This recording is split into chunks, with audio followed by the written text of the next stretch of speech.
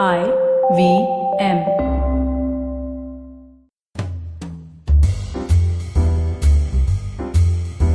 Welcome to Absolutely Right. I'm your host Aditi Surana. Time flies when you're having fun, isn't it? Last year, around the same time, I still remember sitting in my Hyderabad house and listening to one of my favorite podcasts called Where Should We Begin by Esther Perel. And I started thinking to myself, what if we start a podcast? Wouldn't it be nice to analyze people's writing and dive deep and have intimate conversations? Bring in different perspectives so that everybody who is listening to the show can get benefited by the conversations that get generated. A simple thought, clear idea. When we started discussing this as a team, we knew that we require mad hatters to really understand this idea and let the conversation be unedited, unfiltered, genuine, and vulnerable. Finally, we found IVM after some search and they understood what we are trying to get at. And here we are, after 40 episodes, we actually experienced and created what we knew, what we thought, what we believed in. With all my work over these years, I am committed to create a tribe of people who believe in learning, growing, questioning, moving forward, not settling down to old beliefs and fixed ideas. And every episode, every conversation is dedicated to that larger goal. And I must say, every single member of this tribe, every single listener is taking the entire idea forward. So this episode is dedicated to you all. A special Ask Me Anything episode. It's my way of saying thank you so much for being part of this journey. Thank you for all your questions, feedback, and all this love and trust. Last week, I asked you to send me your questions along with your handwriting sample. We picked 2 people based on their questions from all the requests sent. Like all our episodes, today's conversations are also raw, unedited, unfiltered. Let's see what questions these listeners have for me on the other side of this short break. Hey everybody, welcome to another great week on the IVM Podcast Network. If you haven't been following us on social media, please do. We're IVM Podcast on Twitter, Facebook, and Instagram. I'd like to thank our sponsors this week, Paytm Money and Intel. Their support is much appreciated. Before I tell you about some of the shows that we have for you this week, I really wanted to really point out the incredible efforts of our host and our team. We've been able to maintain most of our production schedule in this lockdown, which is going into 4 months now. And I couldn't be happier with the fact that our hosts and team have been able to just get all of this stuff out so incredibly well. So I just really wanted to call them out for that and thank them for their support in this time. And since I spent so much time talking about that, and I want to get you out of here quickly, let me give you a quick update on a few shows that you should check out this week. On Sliders, we had Amish Tripathi, really interesting discussion. Both of them dive deep into history. Monty Panesar was on Edges and Sledges, another really cool show. On Advertising is Dead, My Butt showed up. That was a cool episode. Malini Agarwal, also probably better known as Miss Malini, showed up on Absolutely Right. It's just been an absolutely gangbusters week in terms of the kind of guests we've had and the conversations we've had on the network. Please do check some stuff out. And with that, let's get you back to your show. So today we have Gunasundari with me. She is the listener on the podcast. I am so excited. We are doing it for the first time because of the 40th episode that will be released this week on Friday. So we thought we should do something completely different than what we do generally. And as you know, on our Wednesday show, we have different guests that we call in. And we thought this episode is my thank you to every single person who has been listening and who is helping me build this entire space. So thank you so much. Thank you so much from our team, from the production team, from IVM team. And thank you, Gunasundari, for joining us. So how are you? And what are your questions for me? So the question I have is that there is a lack of motivation in my life, and I feel like I don't have control over my own life and some of my actions. Okay. So I just want to know about myself more. I want to understand myself. Okay. So if we look at it, the very moment we say we don't have control over our life, fundamentally, life is not something that we can control. Nobody can control what life looks like, what would happen. And my example to this is, imagine you are on a bicycle and going about any city. Like, I know you're from Chennai, but Bombay, we are very famous for our potholes on the road. So when you actually ride a bicycle in that, it's really difficult to feel comfortable. Obviously, you feel every pothole, you feel every single jerk on your spine. But the Yeah. same road, if you're in a car which has great shock absorber, very, very comfortable cushions, then you don't feel the same journey as difficult as you would feel when you are on a bicycle, right? So when you talk about that you don't have control over your life, it is about the vehicle that you are in and also the road. So most of the Yeah. time, people believe that if my roads are smoother, my life will be easier. And I'm of an opinion that we don't have any control over our roads. They are what they are. We are thrown into situations that are really, really uncomfortable. But we do have control over the vehicle that is our personality that we can become. So right now, if you feel like a bicycle, then every single jerk, every single pothole, every single, abrupt break would feel like this unending, painful process. But at the same time, if you turn yourself into this really, really fancy car, then you won't feel the journey as difficult as you feel right now. Very So, true. so the question that you're asking me about having control over life, I feel if you become more successful, and when you will become more successful, you will know this, you'll turn back on our conversation and probably remember this part. But literally every single choice that we make when we grow larger in our professional life, when we have more challenges, you literally pick up new learning curves. There is nobody who has become successful, and I'm saying this also from a space of studying high performers. I've seen them, they become high performers only because they keep on picking up newer challenges and they really put themselves through uncomfortable zones. So True. that is given. Now let's come to your specific question. Now, when you say you don't feel like you don't have any control, what do you mean? What is the specific question that I can look at your writing and speak about? So it's majorly that I'm very fearful of taking up challenge, and I like most of the time the dominating emotion within me is fear. So, and that is why I get so anxious before doing anything, and there is a fear of making any mistakes. That's majorly there. Okay. Now, we have, all of us have fear of making mistakes because we are trained in a society where we are always supposed to be number one. We are supposed to get that final result. We are more result oriented uh, culture than actually being process oriented culture now. In the past, the way we were a lot more process oriented, but now we are more result oriented. So if you don't get your results, you will not get the recognition that you want.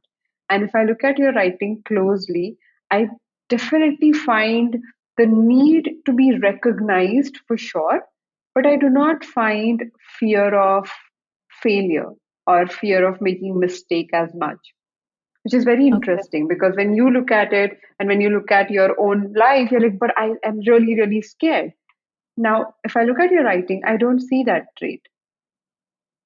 So Okay. the fear that you're talking about is only because you're not getting the recognition for your efforts the way you think you should get it. you know Okay. Probably Mm. the people around you may or may not agree with your dreams that you are pursuing, or they do not see how important they are for you. So when you do something really important, or if you go to the next level, they do not say applaud for you, they do not encourage you, they do not create that experience that you feel that you're moving forward. And because you don't get all of this, you keep telling yourself that probably I fear falling. But let me ask you this question, and I'm very sure about it. So I am jumping in and actually asking you this question in this conversation. When you Yeah. really take risk, when you are thrown into a situation, do you really fear it, or do you jump in and take up the challenge? I think I fear it. You do For not now, jump that in. is So, no. for example, if you are, as I know, you're a dancer. So, if you're Yes. like, if you're given a choice if somebody asks you, would you like to perform? Would you like to dance? You may dwell when you might not do what is required. But if you're thrown into the situation, if you're thrown on the stage and you're like, okay, now the music is on and now you go about it, what do you do? I'll dance for sure. Exactly, right? So you figure your way out. So if somebody who's really paralyzed by fear of failing would feel paralyzed in the situation where you are thrown there. But in your Okay. case, that is not applicable. Okay. Okay. So what you require to do right now, you are definitely operating from a comfort zone. You want everything to be correct. You want all your ducks to be in a row to make sure that you feel comfortable with jumping. But when you're thrown, so I would recommend, if I were you, I would put myself into small challenges before I'm ready. Something that is manageable, not something that is really humongous, because that may, right now you're not comfortable. But to build your muscle of experimenting, I would put myself in different situations. For example, many a times before being completely ready, I announce that I'm going to do this Instagram live, I'm going to do this course, I know I'm not prepared for it, but I also know myself, when I have that challenge in front of me, when I put myself, if I announce something, I know I would show up and I would deliver and I will figure my way out in that process. So I have found that as a hack. So Hmm. slight tension is good. A lot of tension is paralyzing. Most people believe that tension is paralyzing, which is not true. Okay. Okay, so Hmm. we have to build some tension to really put ourselves into action. So, for example, if your car is steady, the first gear requires a lot of effort because you have to put your car from the inertia that it was in into motion. Now, that takes effort, True. so which I'm talking about right now. But if what people do is once their car is in the motion, they're like, I don't know how to control it, so they feel paralyzed. But there are two different activities here. What you're talking about is the inertia to start, inertia to Okay. take action. Okay. Okay, so you have to commit yourself to small actions, small goals, small tasks, and the result will happen, but you got to figure out what is your process. So if you want to perform tomorrow, if you want to have that show tomorrow, that will happen as and when it is required. But your process of, say, doing your riyaz, your process of getting every day, your what you would say preparatory process on is very, very important. And I feel that is what you're not doing right now. And you feel when I will get the bigger project, I will give myself, obviously, I will do everything required. And then you don't feel sure about it. But if you're at yourself, if you're at that process every day, and I feel for me as a coach, I keep reading. And last 16 years, literally like last year at some point, I realized that there has been, like, I don't remember a day where I haven't carried a book or I haven't read or haven't thought about a session. Like, I don't have any active memory like that, because wherever I go, I would have at least one book in my bag, or I would be like reading something or listening to a podcast. And that has become a part of life because you're every day working and preparing to be ready for a session. So a lot of preparation goes before and after the session, and what happens in the session is only a game. Similarly, for you as a dancer or as an actor, you will do all of this before and after. Right now, you're not working at it, you're waiting for an opportunity to show up, and you believe then you will act at it. That's not going to Okay. Got it. Got it. help. Over to you. Any other question you have for me? Yeah, so I also get a little confused about like whether I'm really passionate about this thing, because most of the times what people say is you can't multitask, you can't do so. I'm a singer, I'm a dancer, and I'm also aspiring to be an actor. So most of the times I don't know that whether is this the right way I'm choosing or what is it. So I'm quite unsure about my own. I'm not confident enough in my own decisions, you know. So let's look at it. Okay, if you pick one of the tasks, to master it, it requires a lot of work. Somebody who's multi talented, all you have to remember that if you want to master three things, if you want to be jack of all, it's a different story. But if you want to be master of all, then you'll have to put in three times the effort. If you're up for the challenge, I know so many people who are multi-talented people. I also, they call it multi-potential, which means that you're not multi-talented in the beginning, but as you start exploring and learning, you know you can grasp new things and you have potential to learn new things. So I don't believe that people can't be multitasking artists. I believe if many people have that potential to do it, but of course it requires three times the efforts and involvement. Now, whatever you do, if you're willing to be that involved and really master it, it's a different story. But without which, because you do something nice, because you have talent to do something, would not assure that you will do it well professionally. To claim, the difference between having some form of talent and actually being able to deliver on that talent is your ability to promise the result. When you say, okay, if I am a dancer, I can figure this out because I know I have really worked on my craft. If I'm a singer, I have worked on my craft. If I'm an actor, I know my craft. Now, to know all three of them, you will have to put definitely three times the efforts to master it. If you're willing to put that, and if you're willing, you're up for a challenge, then definitely it is not impossible, but it requires efforts for sure. True, I agree with that. And I feel people who think that multitasking is not possible, or I don't believe in multitasking, but I do believe in multi-talented people, right? So Mm. multitasking is dividing your involvement into everything and not being able to fulfill any one of them. Yeah, Whereas yeah. multi-talented is actually probably doing one thing at a time with 100% involvement there. So that is Mm. possible. Yeah, yeah, that's true.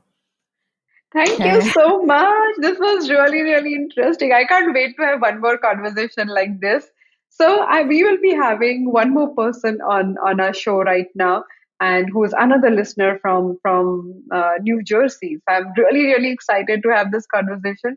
Thank you, Gunasundari, for joining us today, and I hope you keep listening to Absolutely Right in the future. Thank you so much, Aditi. Thank you. Sachin Tendulkar, Virat Kohli, Don Bradman, and now Cyrus Brocha. Okay, probably not in the right company. I mean, Don Bradman is Australian. But it's called Cyrus Says, a wonderful show about everything. Find the show on the IVM Podcast app, ivmpodcast.com, or wherever you listen to podcasts. So we have Teju right now, who is a listener from New Jersey. And Teju has been listening to the podcast probably for the last 1.5, 2 months. So Teju, when did you discover Absolutely Right? So I discovered I'm a big fan of Trupti Khamkar's Golgappa Oh, podcast. It's a Marathi podcast on IVM again. So yes. I've been listening to Trupti, I think, more than a year now. Okay. And then, I'm going to tell this to Trupti. She'll be really delighted to know. yeah, definitely. I don't miss her podcast. And again, I got hooked on to yours. So yeah, I discovered you on Trupti's podcast actually. And to be Okay. honest with you, that was the first time ever I learned about graphology. I was like, okay, Oh, what is nice. this? So when you were talking about it, that was the first time ever I heard that, oh, there is something like graphology and where you can analyze the handwriting, and found it extremely interesting and started following you Nice. immediately. Okay. So, Teju, I have your handwriting in front of me. And as you mentioned in our previous conversation, that you are a poet and you have your own podcast. So, I'm really keen to know about that. But for right now, what is your question for me? Um, so one thing is, it's funny you mentioned about me being poet and my podcast, right? So what I feel always is I'm kind of all over the place. I do a lot of things. Like I'm an IT professional. So I work. I've been working in the last 25 years in IT field. I'm being a Okay. computer engineer. I read, I write, I directed short films, I produce short films. Wow. I am on board of a couple of non-profit organizations, and I because podcast is a big thing now, so I've started podcast because I write stories, so I'm reading my own stories. So my Okay. question to you is, Aditi, I always found that I am interested in doing a lot of things, but I don't see me achieving my potential in anything. Either it's not like I lose interest, but somehow if somebody else is doing it, I feel like, wow, that's great. I want to do it.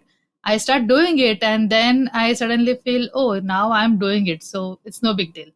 Like I used to have a TV show on ZTV here. Like I did one full season of it. After that, I Okay. kind of like, okay, if I did it, it's okay. It's not. I kind of do not go. I don't know what is holding me back. It's so interesting. The previous conversation I had with the other listener, she spoke about multi-talented, multi-potential behavior, and we ended that conversation on that Oh, note. And here you are talking about, I have been a multi-potential woman and I've been trying everything. That's so beautiful. Sometimes just words and conversation just fall in place, and you become a witness to the whole process. I'm getting goosebumps even thinking about it. So thank you for that question.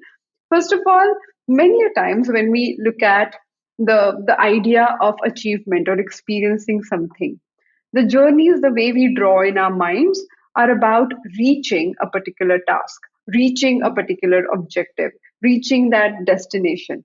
And we believe that having gone through the journey and after reaching there, we will be happy in a certain way.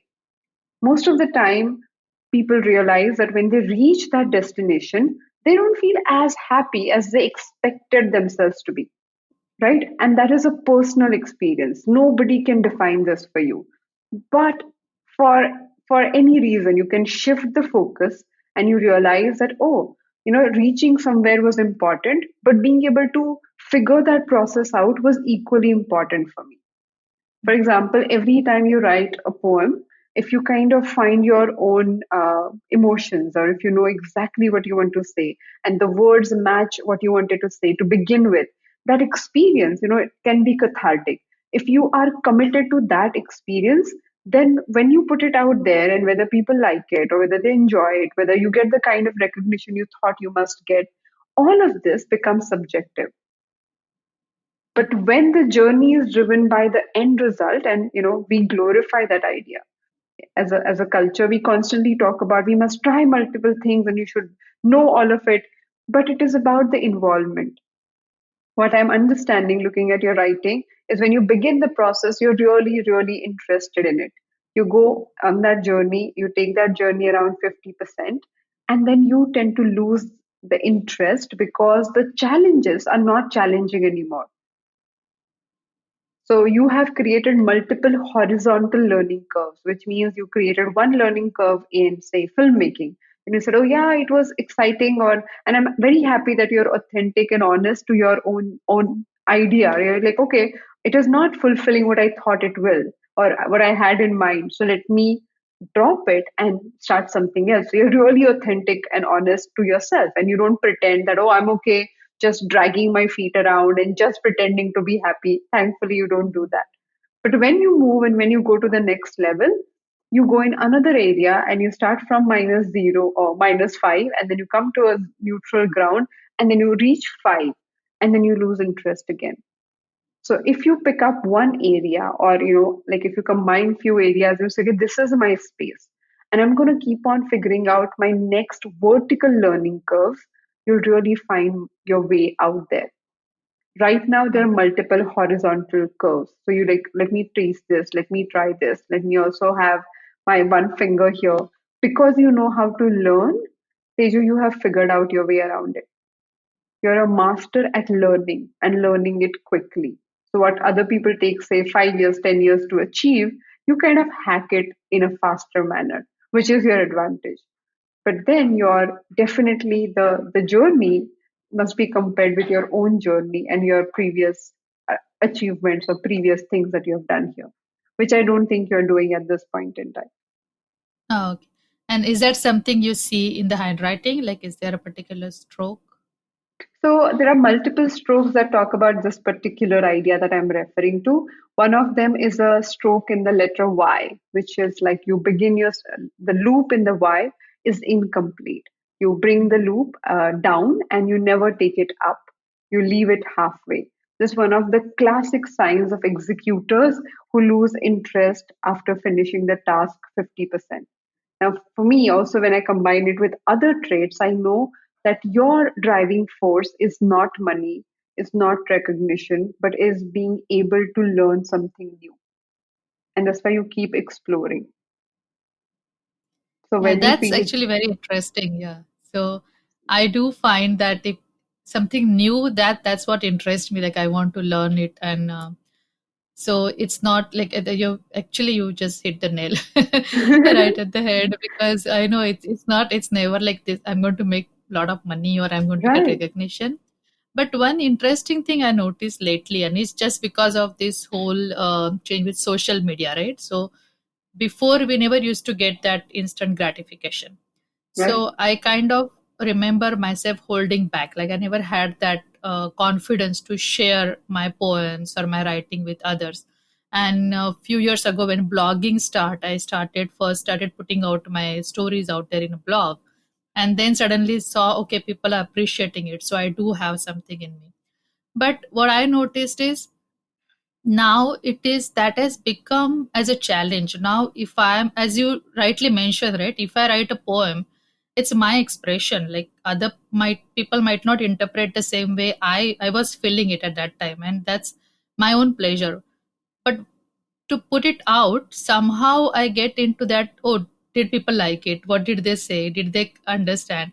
And that's it has become now more like a challenge to write. Now in fact write less, because for some reason somewhere in back of my mind now I'm also looking for that recognition, which was not there before. Sure, sure. And I completely hear this. You know, when we make our journey externally oriented, and when we think about, I have done an episode on this where I spoke about how pursuit of excellence is about how can I do better than what I did in the past, or how can I create my masterpiece. Whereas perfectionism is about how would people like it. Social media has only made it available for you to look at it. But as a person, you have been a perfectionist, and you are a perfectionist in many walks of your life. So when you feel you may fail, you may not be able to create what you have in mind. Before that could happen, you walk away. You take a back seat. You refuse to engage further.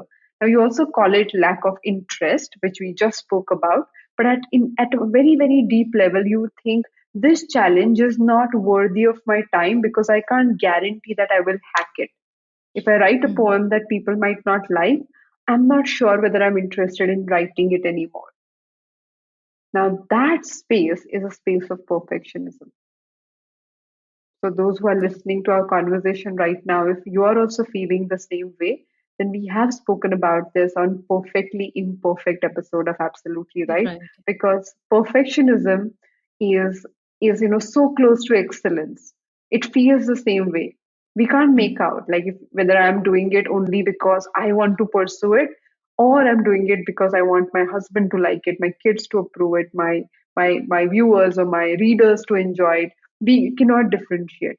But for great artists, they have spoken about this again and again, that when they were externally oriented, they were not as committed to their craft as they were otherwise. So the very moment your attention goes on how will people perceive this, and I've personally experienced this, right? Like when I began the journey of graphology, or even now, people really roll their eyes. They really don't believe in this subject, and they're like, "How could this be possible?" And after doing something for 16 years, you expect people to at least not respect, but at least look at you in a certain light, and not like justify the overall existence of your work. Every Right. time I have that expectation, I'm not willing to play. I'm more concerned about how they are looking at it. But then I realize, oh no, it's not about whether they get it or not. But you know how it's human to fall either way, like, especially when you get a lot of recognition and when people really praise you. Those are the moments that I feel I have seen myself falling into the pit, that next time I want people to give me the similar recognition, or like really feel, oh my god, that was so cool, Aditi. Now, more you walk away from that recognition, in Sanskrit, we have a term idam na mamam, which Mhm. means whatever comes out of me is not mine. Whatever work I do is not mine. If you remember this, and I try and remember this before every session, before every conversation, that I'm not doing it to begin with.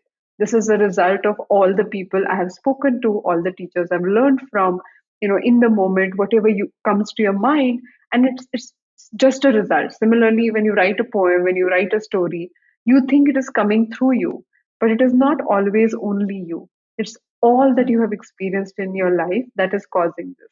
The very moment you kind of take that score and you stay committed to the craft, then other people fade away.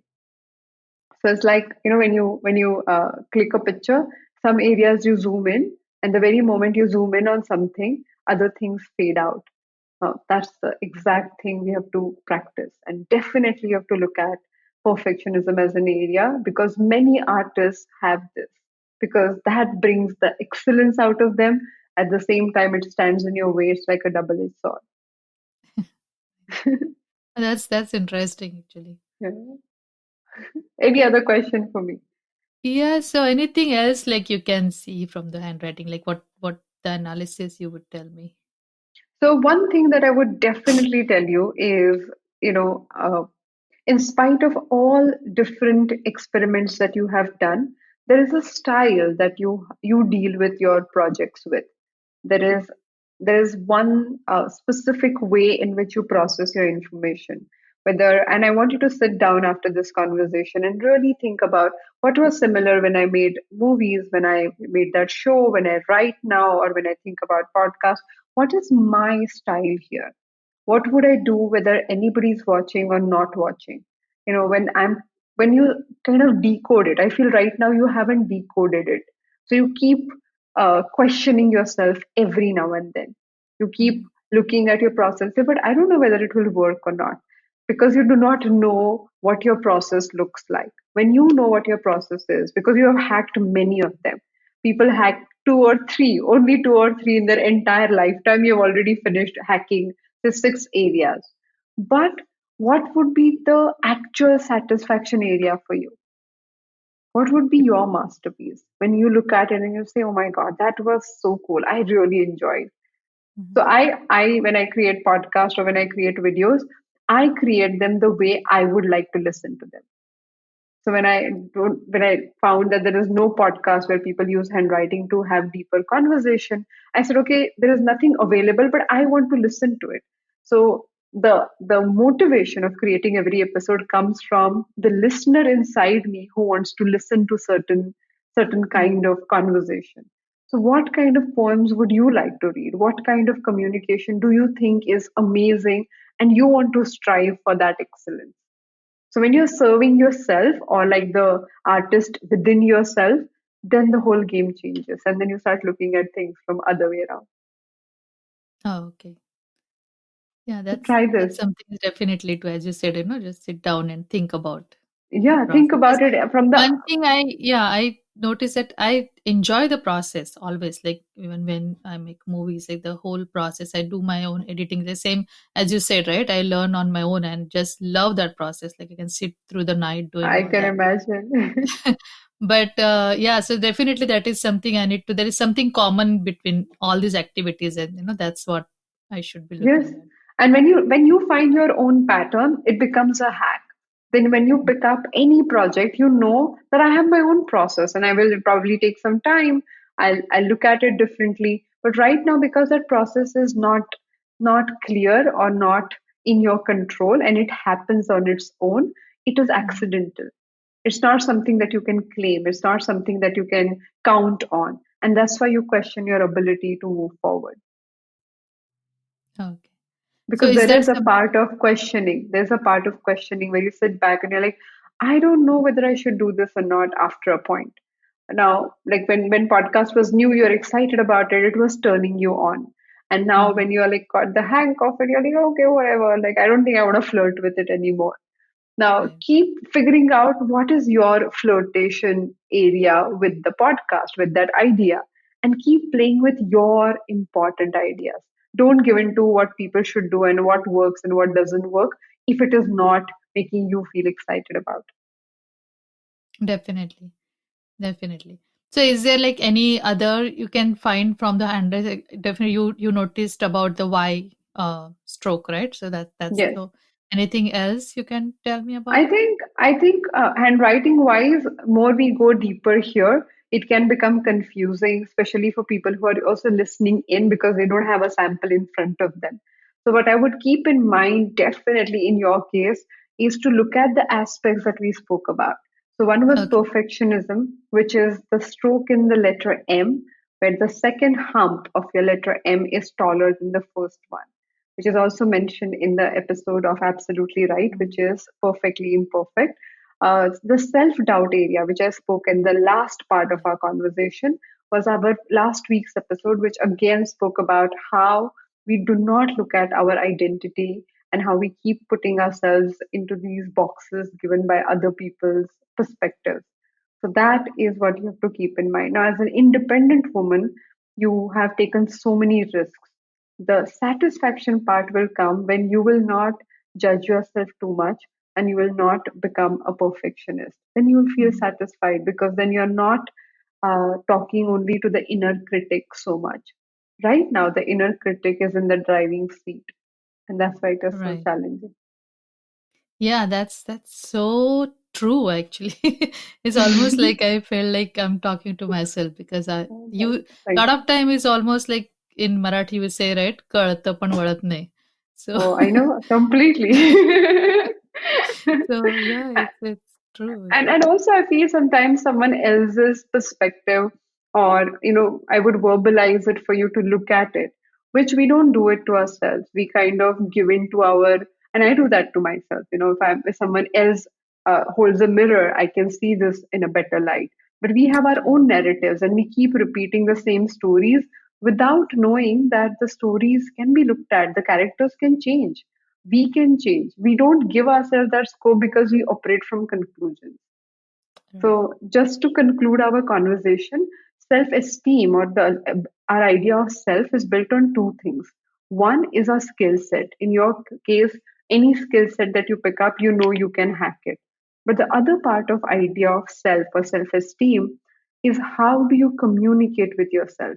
What is your inner dialogue about whatever is happening?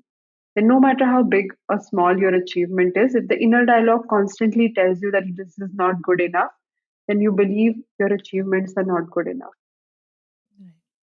right? So this is where, and that inner critique for you is a very, very strong woman, or I would say a strong girl, who Mhm. constantly believes that she needs to do something else and she needs to figure it out in a different way. So that girl, and this happens when, as kids, we don't get full recognition, we don't feel completely accepted, and we carry that image throughout. So when you don't feel accepted as a kid, as we grow up, we also don't feel accepted as adults. And as kids, we probably could cry and could kind of seek attention in different ways. When we grow up, we seek attention by creating great work. So if the motive behind the action is based on that lack of acceptance, then you don't enjoy. The taste is not Right. not enjoyable after some time, because you're like, yeah, but I wanted a little more, and I probably wanted to feel good enough, and this work is also not making me feel that way, and the next project is also not making me feel that way, because the mold inside is still operating from that old space. Mhm. And that's what we are talking about. Yeah, it's very interesting. Thank you. Lovely, lovely talking to you, and Same it is here. so candid, at the same time so relatable conversation for anybody who is listening in, because all of us go through all these challenges every day.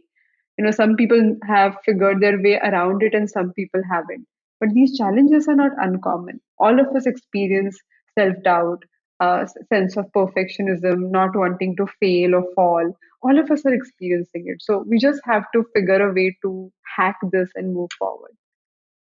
Yeah. Thank you. Thank Yeah, you. that's Thank you great so message. much. Thanks, Aditi. Thank you. I'm so happy we're doing it. I cannot wait to have one more episode where we have listeners and talk to them. I'm just so excited. Thank you so much for being on this show, Teju. Thanks. Yeah. It's always an honor to look at someone's writing and comment about their life situation. Every person, every analysis, every conversation teaches me so much about the life lessons that I'm yet to learn, and still leaves me wanting to learn more. Thank you so much for joining me on this episode of Absolutely Right. Do share your experience and send me your questions on my Instagram handle at Aditi Surana. This was fun. We are planning to do more of Ask Me Anything episodes in the future. To be a guest on our podcast and ask me anything based on your handwriting, you can send your questions on aditisurana.com/podcast. If you like this podcast, then don't forget to check out other interesting podcasts on IVM Network. You can listen to us on the IVM Podcast app or ivmpodcast.com. You can also follow us on our social media. We are at IVM Podcast on Twitter and Instagram. Let's connect on Friday in our 40th episode. Till then, happy writing!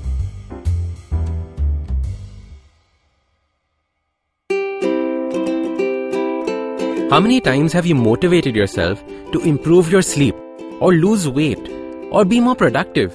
How many times have you failed? Hi, my name is Ashton Doctor.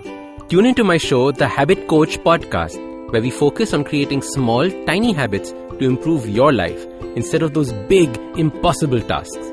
So make listening to me a habit every Monday, Wednesday, and Friday on the IVM Podcast app or ivmpodcast.com or on your favorite podcasting app.